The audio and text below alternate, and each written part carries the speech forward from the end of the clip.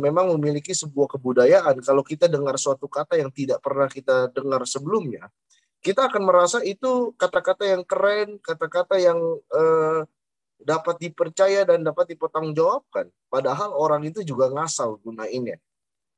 Ya, selanjutnya untuk Pak Dondita, ya tolong jangan dipaksakan. Sebelum Anda memahami benar-benar gramatikal bahasa asli.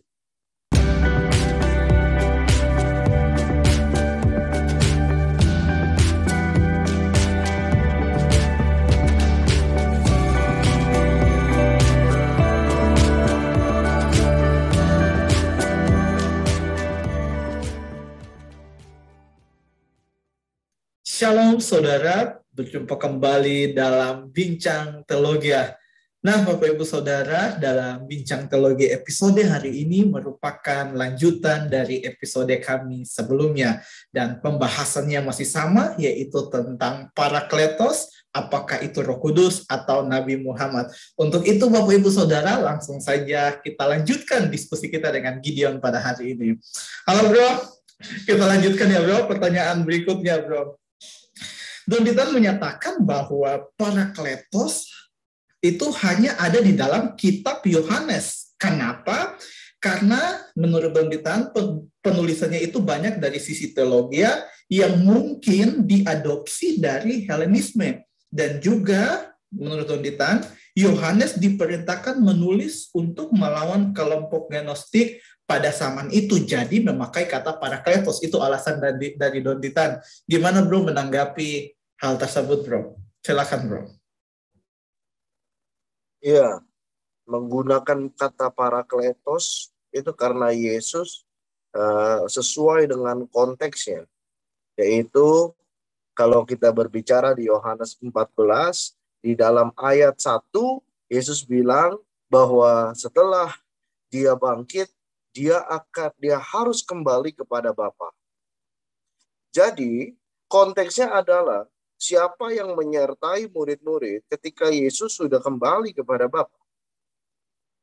Nah, Parakletos atau helper ini digunakan sebagai penolong penyertaan di dalam Yohanes 14 ya ayat 16 jelas dikatakan bahwa dia yang akan menolong kamu untuk menyertai kamu selagi Yesus naik ke surga. Nanti kedatangan Maranatha kedua kali, ya itu jelas sampai selama-lamanya itu. Ya. Jadi kalau asumsi saja menggunakan kata pengaruh dari Helenisme, mana pernah? Saya tanya di mana sejarahnya ada pengaruh Helenisme? Kata roh kebenaran ini, ya Parakletos ini ada konteksnya. Helenistik itu kan kebudayaan Yunani. Saya tanya, mana kebudayaan Yunani dewa-dewa di sini? Dewa apa dia? Dewa kesuburan kah? Dewa apa? Ya itu maka itu saya katakan bahwa jangan asal gunakan kata-kata biar terlihat keren ya. Itu bahaya sekali. Nah, kebanyakan kita memang memiliki sebuah kebudayaan. Kalau kita dengar suatu kata yang tidak pernah kita dengar sebelumnya, kita akan merasa itu kata-kata yang keren, kata-kata yang dapat dipercaya dan dapat dipertanggungjawabkan. Padahal orang itu juga ngasal gunainnya. Gitu ya. Nah, jelas kata Parakletos karena ada konteksnya dan tidak bisa dilepaskan dari konteks. Ya, jadi jelas sekali. Memang pada zaman dahulu ada Gnostik, tapi tulisan Yohanes berdasarkan kepada keilahian, cenderung kepada keilahian. Maka kalau kita lihat Injil Sinoptik, Matius, Markus, Lukas, Yohanes dipisahkan.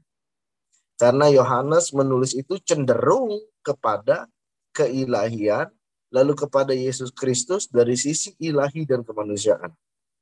Ya, kalau Matius, Markus, Lukas itu lebih kepada inkarnasi saja, gitu ya, lebih kepada inkarnasi. Bukan berarti tidak ada keilahiannya, tidak, tetapi cenderungnya kepada inkarnasi. Kalau Yohanes menjelaskan tentang Yesus, itu prainkarnasi, inkarnasi.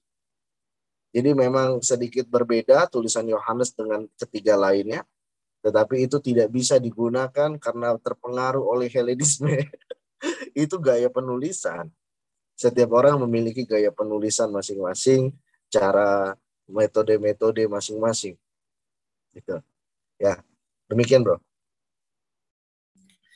Ya bro, kemudian Don Ditan kembali menyatakan bahwa padahal di dalam Yohanes 14 ayat 26 itu sudah sangat jelas bahwa menyatakan bahwa Parakletos adalah Roh Kudus. Tapi Don Ditan bilang dia tidak mau melihat itu sebagai Roh Kudus, maka dia mengutip di Yohanes 16 ayat 12 sampai 13. Di situ dituliskan bahwa roh kebenaran. Dan Don Ditan mengutip ayat tersebut di Yohanes 16 ayat 12 sampai 13 dalam bahasa Inggris, dan dia bilang bahwa di dalam bahasa Inggris itu ada 7 kata ganti laki-laki. Jadi Don Ditan menyatakan bahwa apakah Roh Kudus punya gender? Berarti kalau kata gantinya laki-laki berarti jelas ini untuk Nabi Muhammad. Gimana bro? Iya. Kata Roh Kudus itu bukan berarti memiliki gender, tetapi bahasa manusianya yang digolongkan ke dalam gender. Karena seperti dalam bahasa Jerman ada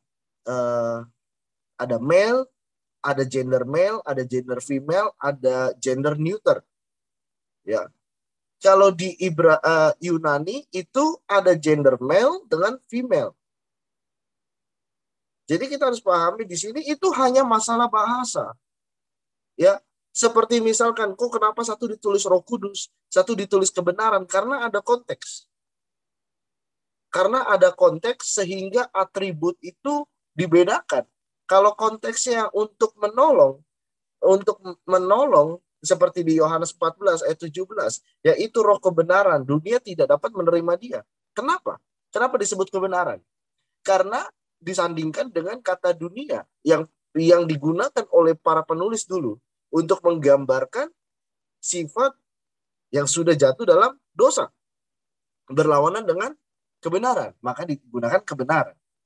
Kenapa digunakan kata penghibur, yaitu Roh Kudus? Ya, karena berbicara tentang pengudusan. Ya, kita lihat ya, yang Yohanes 14 ayat 26. Akan diutus Bapa dalam namaku, dialah yang akan mengajarkan segala sesuatu kepadamu dan akan mengingatkan kamu akan semua yang telah kukatakan kepadamu. Jadi ini berbicara fase pengudusan yang kalau kita bisa lihat di dalam tulisan Roma. Fase pengudusan adalah fase di mana kehidupan jemaat Kristus atau orang yang percaya kepada Kristus itu dipimpin oleh Roh Kudus, diajarkan dan mengalami kemajuan atau progresif di dalam kebenaran. Jadi setiap atribut boleh beda-beda, pribadi yang ditunjuk sama. Bukan berarti kalau ada atribut berbeda, satu kudus, satu kebenaran, ya, satu roh penolong, berarti pribadinya beda. Enggak. Sama seperti kita. Kita menggunakan atribut. Misalkan seorang pendeta, pada saat dia khotbah, dia bisa menggunakan atribut pendeta. Tapi waktu dia di rumah, dia bisa menggunakan atribut yang lain. Sesuai di mana konteks tempat dia berada. Jadi harus dipahami bahwa itu adalah atribut-atribut. Pribadinya tetap sama. Ya, selanjutnya untuk Pak Dondita, ya tolong jangan dipaksakan. Sebelum Anda memahami benar-benar gramatikal bahasa asli. Ya. Jadi janganlah dipaksa-paksakan kalau Anda belum belajar. Gitu. Sama seperti saya belum belajar Islam. Saya nggak akan merasa saya lebih tahu Islam daripada orang Islam. Jadi stoplah untuk membual. Saya mengatakan membual karena memang itu faktanya. Anda mengatakan sesuatu fakta yang sangat berlainan dengan makna yang disampaikan oleh firman Tuhan yang tertulis. Demikian, bro. Ya bro, pertanyaan yang terakhir bro. Di dalam Yohanes 16 ayat 7 Itu Parakletos akan datang kalau Yesus pergi. Kalau ini menurut Don Ditan, kalau ini untuk Roh Kudus, tidak mungkin sebab sudah ada Roh Kudus sebelum Yesus lahir. Dan ayat-ayat yang Don Ditan berikan adalah contohnya di dalam Lukas 1 ayat 67, Lukas 1 ayat 41, Lukas 3 ayat 22, dan Yohanes 20 ayat 22. Gimana bro menanggapi hal tersebut bro? Iya, memang Roh Kudus adalah Allah juga yang eksistensinya sudah ada. Tapi kita melihat Yohanes 14 dan Yohanes 16 itu sebagai satu kesatuan sebenarnya. Kalau ini kan dipisahkan pasal oleh para penerjemah-penerjemah untuk lebih memudahkan. Tetapi kalau dalam tulisan asli, ini sebenarnya kita tahu bahwa Yohanes tulisannya nyambung. Yang dia mau jelaskan tuh nyambung. Ya. Nah, yang dimaksudkan bukan Roh Kudus ada atau tidak ada. Tetapi karya Roh Kudus, karya Allah, supaya Roh Kudus berada di dalam. Yohanes 14 ayat 16. Menoo. Sebelumnya ada nggak Roh Kudus menoo? Cari di Alkitab. Sebelumnya tidak akan ada. Roh Kudus tidak diberikan ke dalam orang, ya, ke dalam manusia, karena belum ada karya penebusan. Roh Kudus Allah bisa berada ke dalam orang percaya. Mengapa? Karena orang percaya itu mengalami pembaharuan hidup, dari status, posisi, pola pikir, sudut pandang itu mengalami pembaharuan hidup. Sehingga ketika statusnya, oh ini dia, saya benarkan kamu. Allah ingin benarkan kamu. Allah menolong kamu melalui Roh Kudusnya untuk menuntun kamu di dalam pengudusan, di dalam tracknya Tuhan. Sebelumnya kenapa? Ya karena tidak ada karya keselamatan. Sehingga Roh Kudus tidak mungkin berdiam di dalam seseorang. Karena Roh Kudus tidak bisa bercampur dengan dosa. Maka yang dikatakan di sini, Yesus harus naik ke atas. Setelah itu Roh Penghibur itu akan datang. Di Yohanes 14 ayat 16 datang kemana? Datang ke Menoo. Tinggal di dalam orang percaya. Supaya apa? Memimpin supaya ngerti firman Tuhan. Kalau orang sudah datang ke gereja dengar firman Tuhan terus, tapi hidupnya tidak diubahkan, pola pikirnya tidak diubahkan, sudut pandangnya tidak diubahkan. Nah, itu yang dipertanyakan. Bagaimana dengan iluminasi Roh Kudus? Sementara kita harus pahami bahwa kita manusia, ya, seperti saya saja. Kalau saya tidak melalui pemuritan dalam firman Tuhan dan dipimpin oleh Roh Kudus, saya dari dulu sering baca Alkitab, tapi ada saat di mana saya nggak ngerti. Ketika saya benar-benar membaca, belajar Alkitab untuk menyerahkan diri percaya, itu Roh Kudus akan menuntun pola pikir sehingga kita mengerti firman Tuhan. Itu yang dikatakan di dalam 1 Tesalonika 1 ayat 5 dan 6 bahwa iluminasi Roh Kudus. Nah, apakah itu bisa sembarang orang yang mengalami? Ya enggak. Terkhususnya harus untuk orang percaya. Kalau Donditan nggak percaya, bagaimana dia mengalami iluminasi Roh Kudus sehingga dia mengerti Alkitab? Dan dia dia membedah Alkitab seperti dia orang yang sudah mendapat iluminasi Roh Kudus dan paling sudah pintar dalam Alkitab. Ini nggak bisa. Orang Kristen aja belajar mati-matian. Ya. Semua orang juga bisa buka bahasa asli, asal ngomong saja bisa. Anak kecil juga bisa ngomong. Tetapi dipertanggungjawabkan atau tidak dari gramatikal, konteks, dan sebagainya, metode-metode, kajian-kajian yang dilakukan. Saya juga bisa asal ngomong tentang Al-Quran. Tapi nanti dulu. Kenapa? Karena saya belum belajar Al-Quran. Jadi saya tidak akan merasa diri saya lebih tahu Al-Quran daripada orang Islam yang belajar Al-Quran. Sikap kedewasaan itulah yang terlihat kalau orang memiliki kedewasaan karakter atau tidak. Gitu ya. Dia akan tahu tempat dirinya di mana. Itu. Ya, demikian bro. Ya bro, thank you bro sudah menjawab setiap pertanyaan pada hari ini. Dan sebelum kita mengakhiri video kita pada hari ini, seperti biasa bro, ada yang mau disampaikan untuk setiap orang yang menonton video hari ini? Iya, pesan saya adalah jangan cepat terbuai. Ini untuk orang Kristen atau untuk orang non-Kristen juga.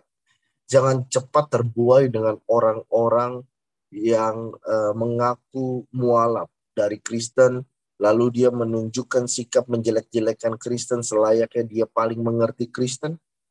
Pada umumnya saya temukan di media sosial melalui YouTube. Ya, mereka semua yang berbicara Alkitab secara serampangan itu tidak mengerti Alkitab dan tidak mengerti gramatikal, konteks, dan sebagainya, pendekatan, metode-metode yang harus digunakan untuk belajar. Ya, jadi menurut saya bagaimana kita bisa menghargai keyakinan satu dengan yang lain. Ya, saya tidak akan merasa tahu Islam lebih daripada Anda yang Islam. Ya, kita menjaga ya, untuk supaya kita hubungan lintas agama sebagai manusia. Kita memiliki yang namanya martabat, kita memiliki yang namanya harga diri, kita memiliki yang namanya pola pikir, kita memiliki yang namanya sikap. Kalau kita mau orang sopan dengan kita, haruslah kita sopan. Kalau orang mau kita berbicara dengan baik, bicaralah dengan baik. Kalau kita inginkan orang untuk menyayangi kita, ya sayangi orang lain tanpa melihat batasan-batasan keyakinan, ya karena keyakinan itu sifatnya internal. Sebagai sosial kita eksternal. Ya seperti Bro Eki kan eksternalnya saya, Bro Eki nggak di dalam saya.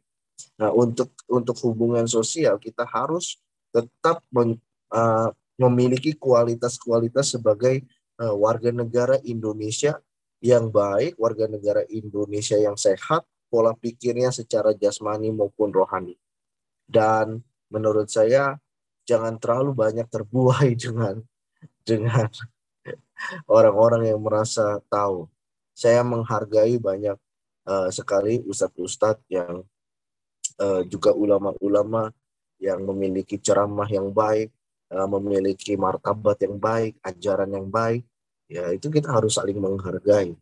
Justru seperti ini orang yang menunjukkan cara-cara yang tidak baik, yaitu menyerang keyakinan-keyakinan. Kalau mau berdiskusi, berdiskusilah tanpa membuat kesimpulan terlebih dahulu. Bertanya dulu lah, gitu ya.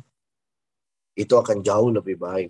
Kalau Anda sudah membuat kesimpulan tapi ternyata salah, Anda juga tak pernah mungkin minta maaf di media sosial. Ya, jadi ya kita perlu berhati-hati dan salam damai untuk kita semua warga negara Indonesia, ya, supaya kita memiliki karakter yang beragama, yang berkualitas. Demikian, Bro. Ya, terima kasih bro. Dan untuk setiap Bapak Ibu Saudara, kalau Bapak Ibu Saudara diberkati dengan video ini, jangan lupa untuk subscribe dan juga jangan lupa untuk share. Sampai ketemu di video selanjutnya. Tuhan Yesus memberkati.